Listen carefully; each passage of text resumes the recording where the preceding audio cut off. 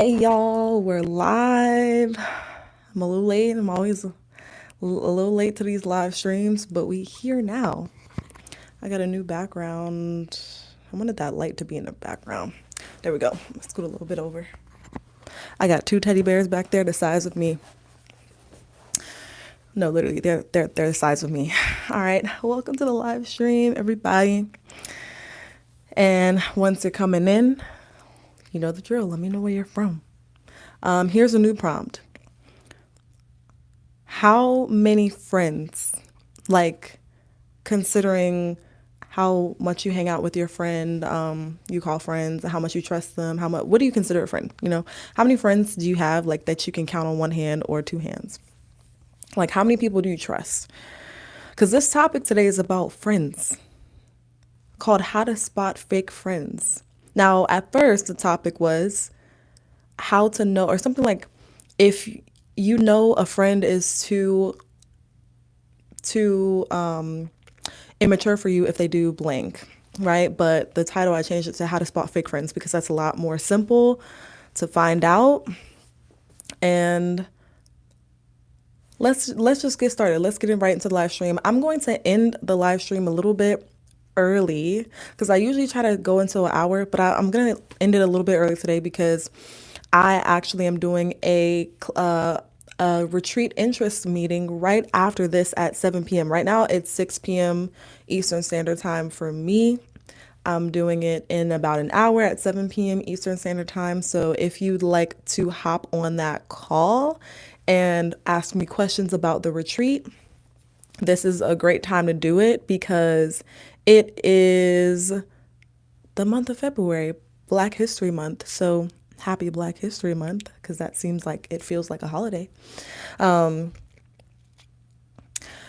So for the month of February, my retreat and the spot for my retreat is 50% off. So I'm putting that down in the chat right now. I'm dropping the link so you can go. It's free. Just attend the call and attend if you're interested to find out more about the retreat and see if it's for you. For this month only, the retreat is 50% off. I dropped the price, or I slashed the price in half, literally, so that people could get in where they fit in. All right, y'all. So let's get into this topic. Why should you listen to me? Well, my name is Lauren, by the way, if you are just coming in and don't know me, but I go by Lolo, Holistic Flow, whatever. And why should you listen to me? Well, because I have a lot of experience, I feel like, in this topic of fake friends, both me being the fake friend and other friends. And I want to shed some light on why we feel like people are fake to us and how we can mitigate it in the future and how we can also just attract better friendships and attract more authentic friendships. By the way, on this channel, Holistic Flow, I'm all about gaining a better mind, body, and spirit connection, but I'm also all about helping change makers and thought leaders and creative thinkers just like you be less lonely, master your mindset, and increase your connections and your creativity. That's what we're doing. And because loneliness and social anxiety is a real thing in today's age, that is why I fight to give you all more perspective on why you might feel lonely and why you may feel like it's difficult to make friends and keep friends. And I'm here to shed some light on that topic today. By the way, also, if you're coming in, let me know where you're from and how many friends can you count on one hand? Can you count on two hands? Put a number in the chat, right? For me, I'll go first. For me, it's about probably,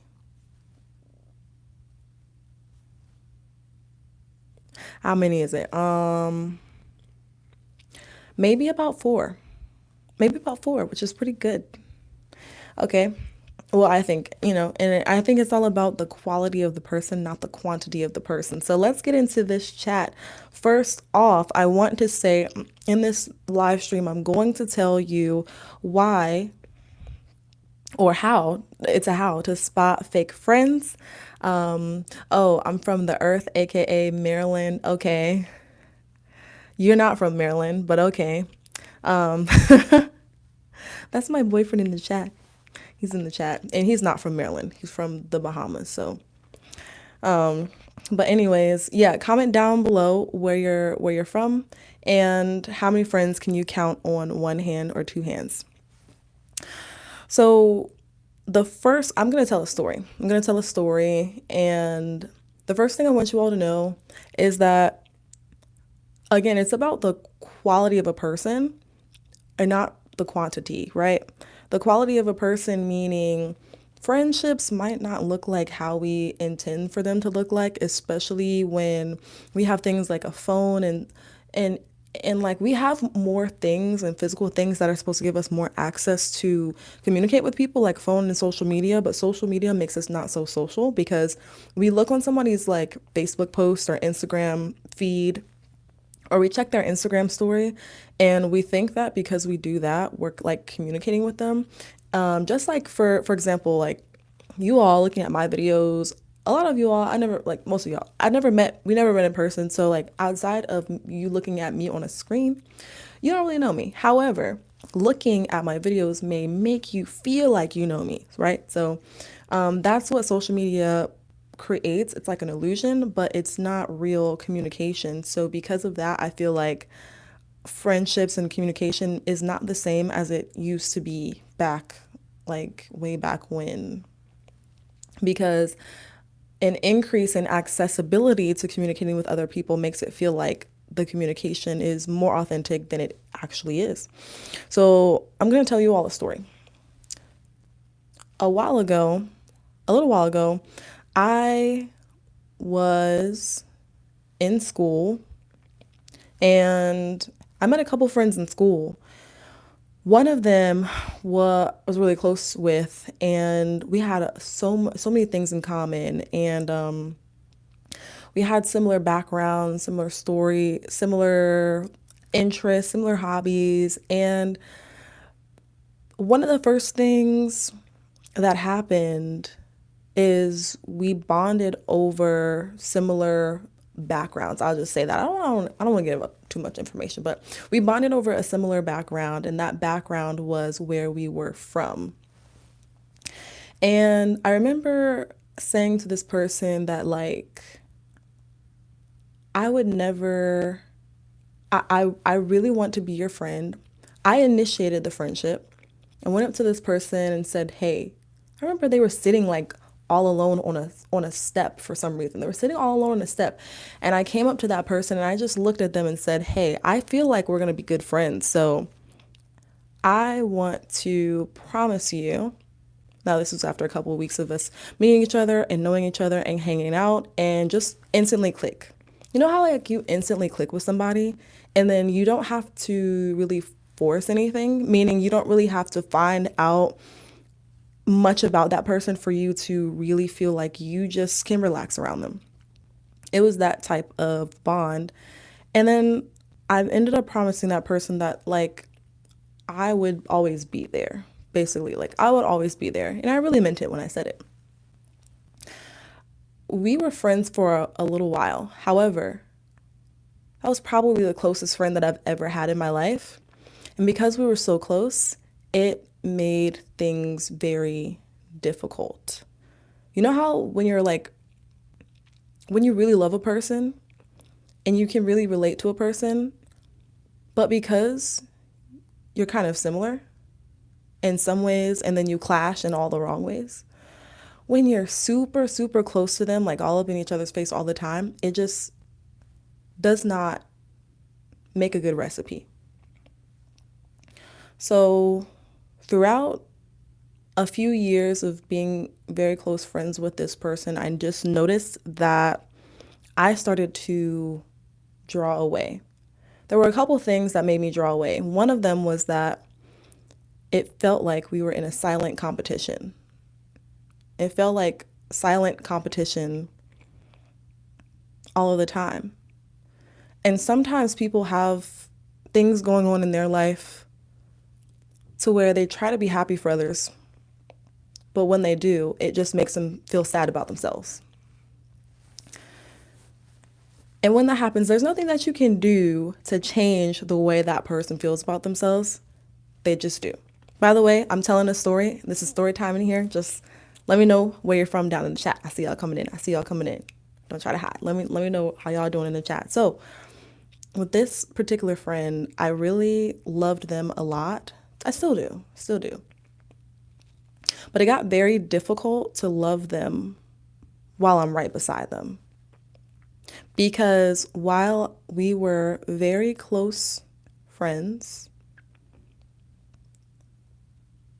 we were too close. And eventually, seeing them every single day got draining for me, draining my energy. I remember this one time I was in my room, right? And the friend was over in a dorm room. And I had another friend over. And they weren't a mutual friend of this friend. Let's just call the friend Casey. Casey was not a mutual friend of the best friend who was over at the time. Am I confusing people? Okay. The friend who's the really close friend, let's call them JoJo. Okay? The friend who I met a long time ago and now I got really close to them. Their name is JoJo. Now I invited someone over. Their name is Casey. JoJo at first was in their room or in the other room doing what they do. And then Casey is like, hey, let's do such and such. Let's go out here. Let's go out there. And JoJo seems pretty agitated that I have plans with Casey. So there's some envy and jealousy and silent competition. But when you love a person, sometimes those things don't matter and you just push them off. So I feel like I'm getting a little bit off topic here, but when you get too close to a person, it might be time to reevaluate, take a step back. So that's what I did.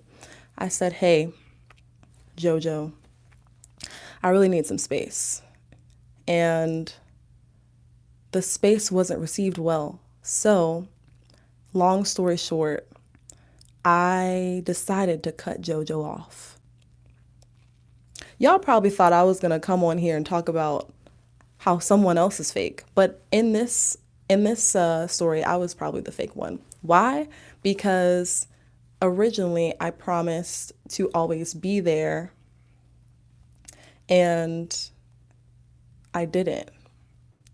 I decided to cut them off. Now, one would say, that's not fake, that's not fake. But in essence, it could be perceived both ways. In one way, depending on somebody's love language, right? In one way, if you make a promise to always be there, to always be a present friend, and then you end up just out of your own respect for yourself and out of your own wanting to protect yourself, you cut somebody off. To most people, that can be perceived as selfish because no matter what, family doesn't leave. Whereas other people who may value their sanity, their peace of mind, etc., they might be very hesitant to keep someone in their life who is hurting, who is closed off, who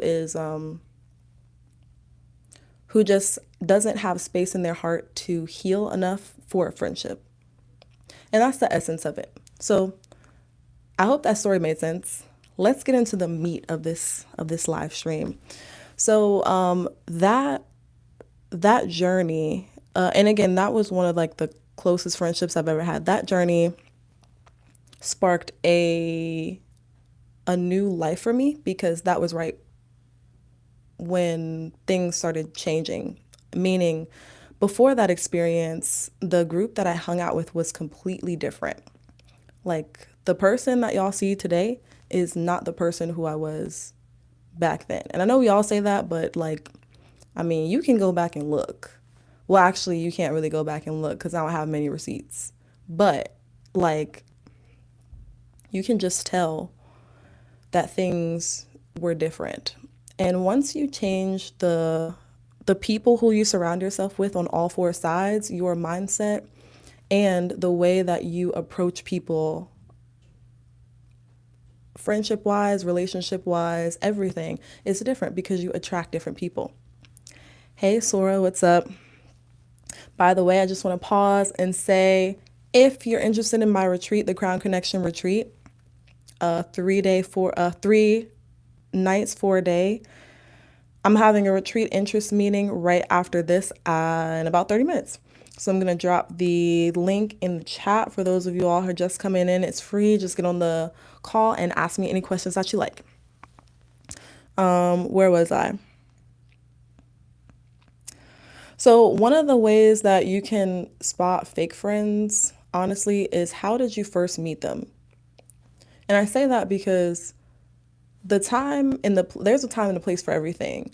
And sometimes you're just not at a place that's conducive to attracting the ideal person. And this could be, honestly, this could apply for friendships, relationships, etc. But where did you first meet them? And is it a place that you would usually go if you were like in your right mind? Because it's 100% chance, or like 90% chance, that if you met one of your closest friends at a place that you wouldn't consider yourself like a regular person, a regular goer to, then the environments that the friendship creates is not conducive to long-term like success, or not success, but long-term benefit or health for both parties. For example, if you met a person and they like to you, you were like, oh, I don't really like them. They loud, they obnoxious, they talk on the phone all loud, like, and then you kind of go some more or meet them some more and then it changes a little bit. I think first impressions definitely give a little bit of an inkling in how the friendship is going to go. And the reason why I say fake is because, yeah, don't judge a book by its cover, but most of the times, you know how like it's same in relationships. You can know off of probably the first 3 times that you meet somebody whether or not they sit right with you. So it's not really about judging a book by its cover. It's, does that person, being around them, does it sit right with you? If it sits right with you, if it feels right, then most likely, you know, they're not a fake friend, or they're not a friend who is only there for the surface level conversations, only there for the surface level and not bringing substance for you. And one of the next ways that you can spot fake friends is, are they indecisive? Like, are they indecisive about, wait, no, not indecisive. Because I want to tell a story, but I don't want to give away too much information. I'm looking down at my notes, by the way. So a lot of the times, let me tell the story. So there's one story where, again, I was the fake friend, right? I was a fake friend, and I saw that one of these girls that went to my school, she always had the dudes looking at her. She always had all the dudes looking at her. And I was like, wow, I want to be her friend. You know what I'm saying? Not because I thought she was cool, but maybe I did think that she was cool because all the dudes were looking at her. So I was like, I gotta hang around her and see what she doing that's attracting all these dudes, right? So I started actually like hanging around her for whatever reason. Like, she wasn't a popular person. It was just, she had something that a lot of the dudes liked. And I wanted to find out what it was at the time. I was very insecure. So we started hanging out. And I started trying to make certain conversation, not really trying to ask certain things, but just trying to make casual conversation so we can eventually build up a friendship. And I find out that we have nothing in common. Like there's nothing that makes us compatible or connecting as friends. So again, I had an ulterior motive. If there's somebody like that in your life that you feel like they only are there for one thing, then yeah, maybe later on down the line they're not going to be as trustworthy, or they might not be as much of a genuine friend. They might not be as much of a genuine friend as you think. So in general,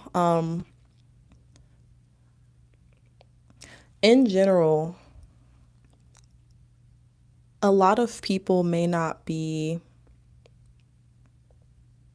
like, for example, if you have a friend that you see every single day and you can always call them up, right? So basically being observant. Yes, definitely be observant of the way somebody moves, the way they talk to you.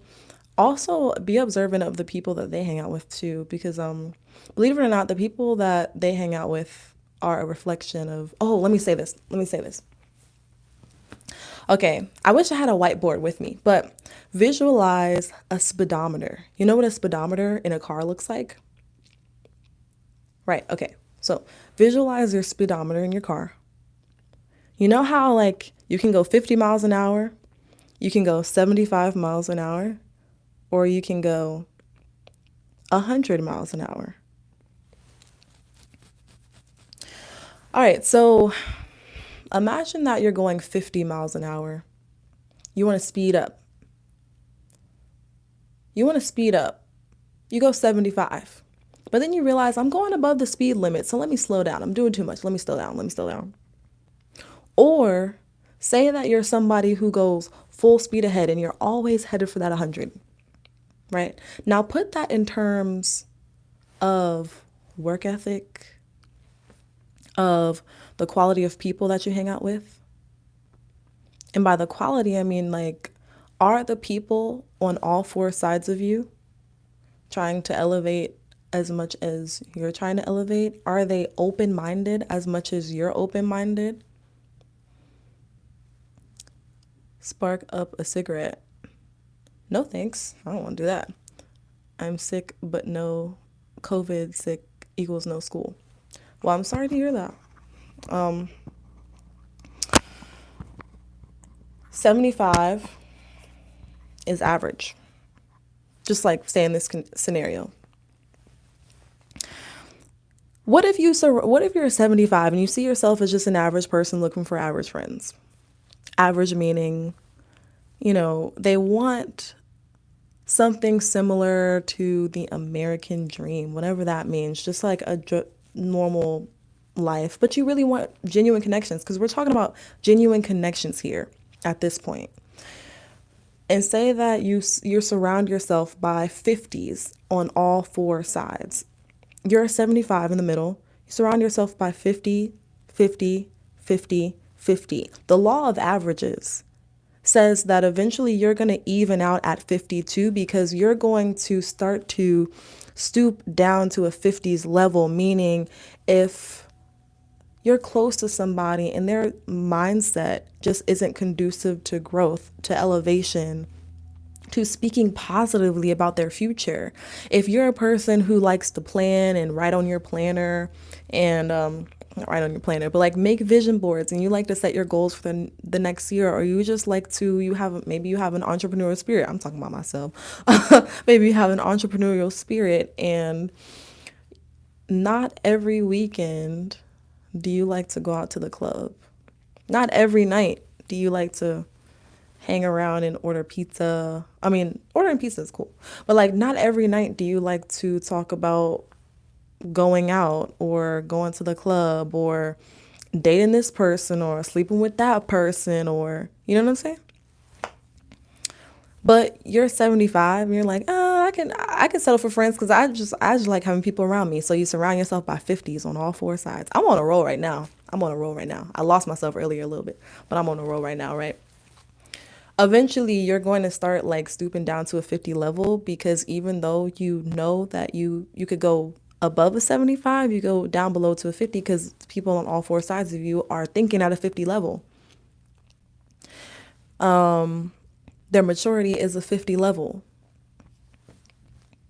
Do you yearn for deeper conversations about holistic health, about how going to therapy or writing in your journal almost saved your life? Like, are you wanting to have deeper conversations with the people around you about how you really hate your job, and you're trying to start your podcast, or you're trying to start your YouTube channel about this and that, or about productivity, or about whatever you want to start it about, and you want to talk about your passions and your aspirations and stuff, but you're like, I don't know if I want to talk about that, because the people around me, they talk about this. And I feel like if I talk about what I really want to talk about, they would think that I'm lame.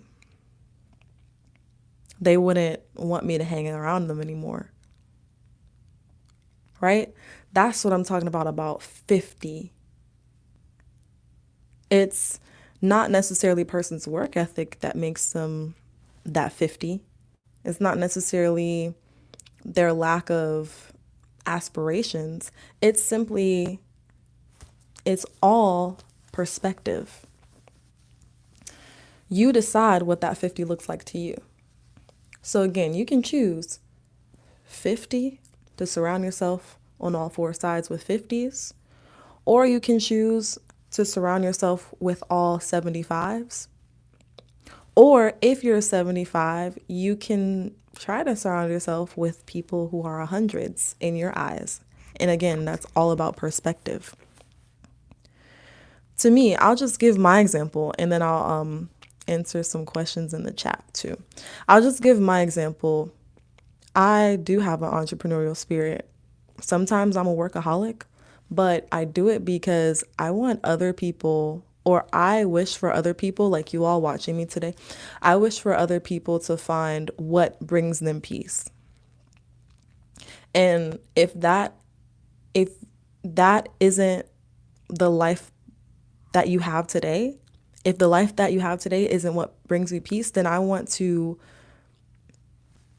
talk you into, or reason with you, or create the space for you to experience a life that gives you peace, or experience what that may look like, or experience the possibility of having that. Right? So my idea of an 100, even though I feel like I'm at a 75 and I want to surround myself by hundreds on all four sides, is where are the people who are doing already what I want to do? And how can I get as close to them as possible? Who are the friends that inspire me? Where are the friends that are kind of like mentors? Not that you're trying to be a leech towards people, but if everyone around you has the same exact mindset as you, and you seem like it could have a little bit more spark or a little bit more spunk to it, then it's probably, we're not talking about fake anymore. We're just talking about simply having better quality friendships or better quality interactions with people around you. What is your zodiac sign? I am a Pisces. Well, my big three are Virgo, Sun, Taurus, Moon, and Cancer rising. But I feel like the one that I resonate most with, I don't know, man. I don't know. I feel like because I'm so sensitive or whatnot, sometimes it's Cancer, but then Virgo takes over because of the perfection mindset. But then like Taurus kind of like grounds it out, so it's whatnot. I know you're more than just, your sun sign, right? Because your sun sign is what other people see, or the mask that you put on. Your moon sign is like who you are behind closed doors, and who who you are when people really get to know you, and then your rising is like your emotional self. Like, how do your emotions react to things around you, if you didn't know that? That makes sense. Thank you. I'm glad I'm making sense. Sometimes you have to rid yourself of people who can't keep up. Exactly. And you know what? I've been kind of putting on a front this whole live stream. Like, I don't value, like, I personally don't value friendships or even relationships that we're both trying to grow and build in the same direction. And that's a perspective that you have to take for yourself. Like, how do you see yourself growing away from the people who don't serve you and going in the direction of the people who do serve you? And some of the ways, so some of the ways that we can start to attract authentic friends and get away from fake friends, or yeah, get away from fake friends, is number one, be truthful with yourself. Like, what do you like to do in your free time? What really gets you motivated to wake up in the morning and start your day? Like, what do you wake up feeling like doing? What are your passions? And if you don't know what your passions are, that's okay. Life sometimes gets us out of the groove of doing some things that we're passionate about because it makes us feel like it's all about work. Sometimes we forget what we like to do in our free time. That's okay. Just get back to those things. Maybe it's being creative. All of us are creative in some type of way, whether it's like painting, drawing, making poetry, making art, playing music. So once you start to know what your passions are and what your common goals or hobbies are, a lot of the ways we attract authentic people or authentic friends is by getting in the space with those people who like similar things. And it similar goals or hobbies can connect people, but it's all about core values. Excuse me. And I'll give you an example. A core value, a core value could be that you are family oriented. That whenever you're around family, it's like you do anything for family, right? And that can correlate with a love for kids, or like something that goes with your core value could be an interest or hobby, but it could reflect something that's the innermost thing that won't change. And I think when people connect with core values, that is when your friendship is the strongest. For example, if you both have a similar faith, that's a core value. That's a core belief, because that's something that it can change, actually. That can change. But if the person is innately like a spiritual person, meaning like not necessarily religious, but spiritually, meaning, I mean, you can tell when somebody is spiritual when they have a good heart posture. That's what I'm trying to say. When they have a good heart posture and they are a giving person. Most people who are giving people, they don't just give to get in return. It's just how they are, and it won't change. So what are things about a person that won't change? And when you first meet someone, you kind of don't really know those things. But when you do start to know them, then it can be really good. Another thing is the reason why I say get back to your passions and your hobbies is because that brings out your most authentic self. Your most authentic self is who you don't know that you are. There's so many layers on top of it. Ooh, almost knocked my laptop over. There's so many layers on top of us like an onion. And when you peel back those layers, they're like a 1,000-petaled lotus. And what's underneath in the core is something that we'll almost never get to because we're constantly peeling back layers for all of eternity. Hi, are you good? Yeah, are you good? I had a great day today. Let me know as well where you're from if you're just coming in. And also give this live stream a thumbs up if you haven't already. Yeah, I just want to repeat and reiterate, if you are struggling to find more authentic connections, if you are maybe even stuck in the 9 to 5 grind and want a break from the grind, and you want to refuel and recharge, the Crown Connection Retreat is a great experience for you. I will be doing an interest meeting call for the retreat. For all of the month of February, the retreat is 50% off the original price. So I never dropped the link of my page in the chat. So I'll go ahead and do that if you haven't heard of it, because I've been promoting it since November, but some people I know still haven't heard of it. So if you haven't, there's the link. However, I'll also be doing my call, the interest meeting call today, right after this live stream in like 20 minutes.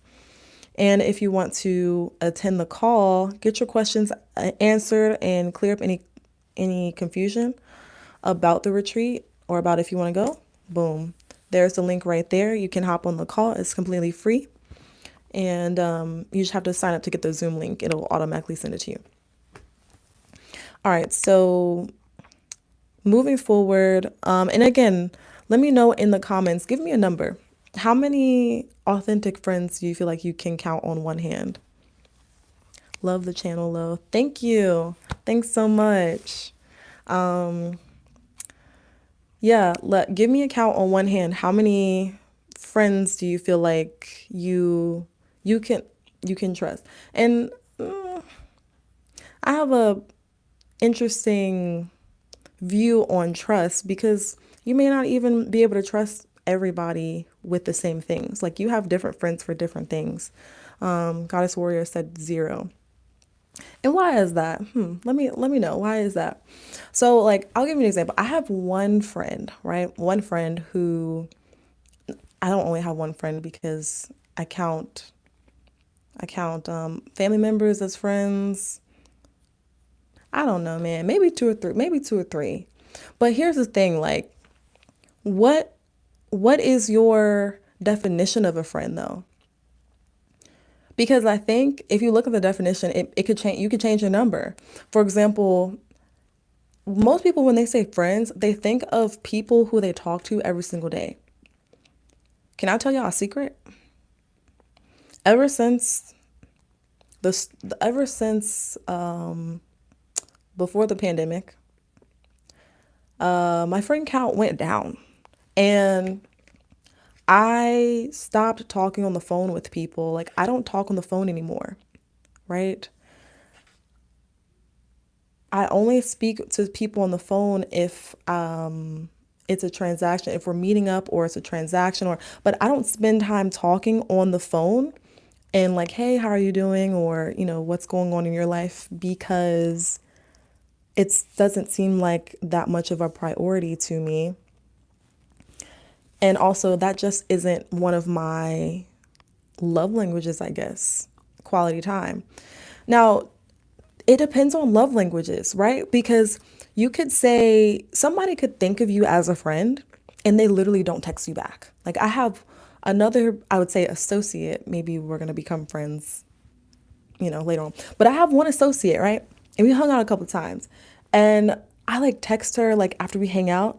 And she's like, sorry, I'm bad at texting back. She won't text back for like 2 days. And to me, that makes me feel like, oh, she doesn't want to be friends, right? Or, this friendship ain't gonna work out. But then she's like, oh, I'm bad at texting. I don't know if she's really bad at texting or she really just not, I don't know. Because do you text back your mom when they first text you? Do you text back this and this and that? So either you gotta you gotta decide, like, what does a friend mean to you? What type of languages? And maybe that might be good to share. Like, what are your love languages? The 5 love languages. I haven't read the book, but I've taken the test. So you could go to like the 5 love languages test, because one thing I realized that if you're not receiving the love or the support in the way that you feel like you should be receiving it for yourself, you're not going to feel like you're in an authentic friendship or relationship. For example, and then move on to relationships now. my boyfriend, his love language is like one of his top is saying things. What is it called? Words of affirmation, right? And if I don't say certain things or let him know certain things, he might think that, I'm upset or I'm angry or something that he said or did tick me off. But no, I just might be in my head. But I'm not talking and I'm not giving affirmation that, we're on the same page. But my love language might be, or actually, his is quality time, but mine is not quality time, right? So to me, it doesn't really matter how much I hang out with a person. If you have a friend who their love language is quality time, but your love language is gifts, right? Imagine if you have a friend whose love language is quality time, and that's like the last one on your list. So all they do is ask you to hang out and spend money. And you're like, no, I'm trying to save my money. Didn't I tell you I'm broke? Like, didn't I tell you I'm trying to save money? Da, da, da. So you might think that, oh, all they want to do is hang out, go out, party. But if your love language is receiving gifts, I'm sorry. Yeah, their love language, I confused myself. Their love language is hanging out. They'll want to hang out with you all the time. And they might only invite you to hang out and spend money, but it's not about spending the money. It's about hanging out and quality time. Whereas, what if your love language is physical gifts and you feel like they've never asked to exchange Christmas gifts before or Valentine's Day gifts, etc. And you like to gift people shirts or little knickknacks, but you never get that in return. You might feel like somebody doesn't want to be friends with you, or you might feel like it's not a genuine connection because if that's the way that you connect, it's not going to feel genuine to you because that's your love language, right? So I think that's a big part of it. Going back to the communication thing, what I said like all the way in the beginning. Okay, so you said life with Caprice came back and said, wait, never mind, one. Okay, at least there's one. At least there's one. Okay. SP says I have one friend who isn't family. Got it. Yeah, no, I think another thing is like people expect friends to be like the people who you talk to every single day and they're always ready to like pull up on you or you talk to them on the phone, you always FaceTime each other. But what if your real friends or like the most authentic friends are the ones who you only see like once a month or like once every couple weeks or once every couple months? But when you do see them every couple months, it's like consistent. They're like consistent people and it's not that they don't change, but they not all over the place. You know what I'm saying? Like they're stable. It's a stable, solid friendship. What if the friends, the real friends, they're the ones who do keep their distance. But because they keep their distance, you all still have room, like breathing room, to focus on the things that you're building individually. And then when you come together, you come together. But when you don't, you have room to be an individual. You're not stifled. Your individuality isn't stifled by their perception of things. Because just because they have different viewpoints or a different job or different hobbies doesn't mean that you all don't have core values. Because again, it's all about the core values. One of my closest friends, we're actually not that close, but I consider a friend. Why? I see them maybe like every couple months. Whenever she calls me, I answer because I know like she doesn't change in the way that her core things about her is the same. She doesn't change. And whenever she calls me, I know that is she calling me for something serious and I answer, right? But we only see each other every couple months. When we see each other though, it's genuine. And those are the type of bonds that I value. On the other hand, I've had plenty of friends who I hang out with every single day, who I see every single day, almost every single day, or who we hang out every single weekend. We talk on the phone all the time. However, the conversations didn't have substance. It's like we conversing about stuff that just doesn't it's not it doesn't have substance. Both of the conversations, you remember the speedometer I was talking about? It's like a 50 talking to a 50, or it's like a 75 talking to a 50. Nobody's trying to elevate each other. Neither person's trying to elevate each other.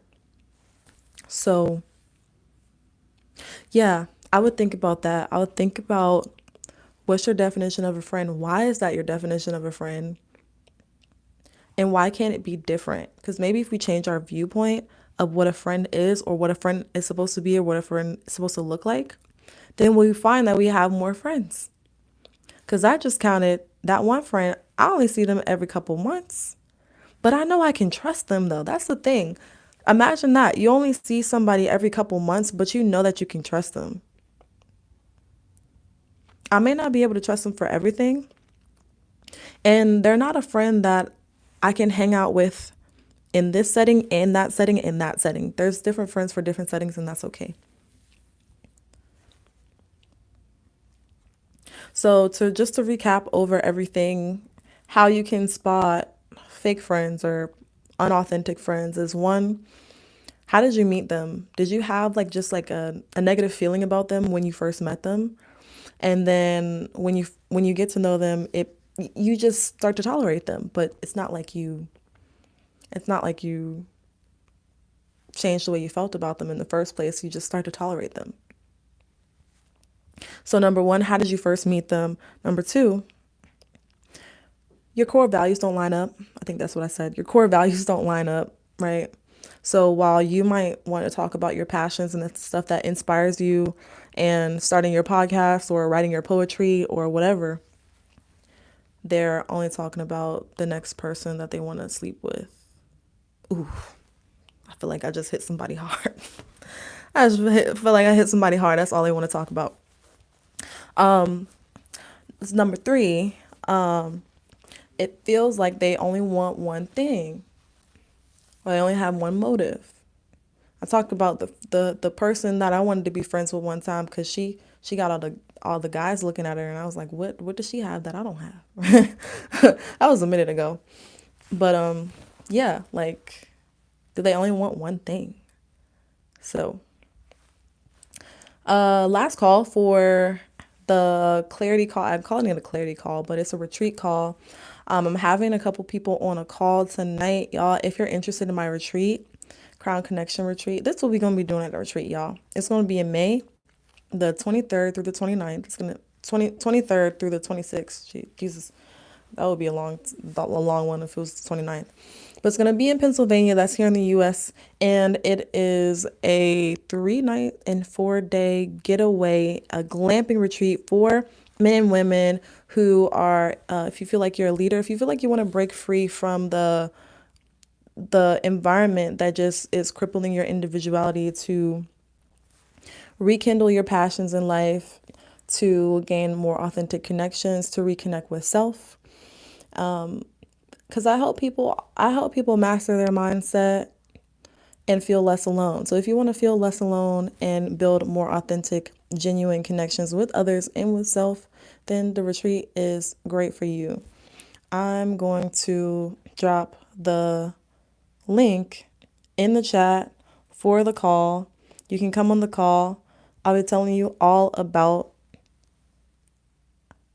the retreat and what's there for you. And again, it's 50% off. The original price, I dropped the price only for February, so that people can get in where they fit in. Yo, your locks progress beautifully. Thank you so much. I feel like they're going to be down in my booty in like 2 years, for real. But thank you so much. I'm going to go ahead and end the live stream because I'm going to hop on this call, y'all. If you're going to get on the call, I'll see you there. And yeah, go find some authentic friendships, reevaluate friendships. Here's a tip. What do you want your friendships to look like? What do you want your bonds to look like? Write that down and read it every single day. And I promise you, you'll start to become closer and closer to that. Because if if you're attracting a certain type of person as friends or whatever you consider fake, because I can't really define that for you, right? Look at what energy you're giving off. Because I hate to tell you, but what you give off is what you're going to get right back. What you give out is what you're going to get right back to you. And a lot of us are just putting on this mask like we want a certain thing out of people around us, but we don't want that thing. We just want people to want us. Wait, well, no. We want people to see us that way. Here's a quote from Jay Shetty, and he quoted this from somebody else, but I forgot who he quoted it from. It says, I'm not what I think of me, or I'm sorry, I'm not what I think I am. I'm not what you think I am. I'm what I think you think I am. So I'm a perception of your perception. But how can I know your perception if I'm not in your mind, if I'm not in your consciousness?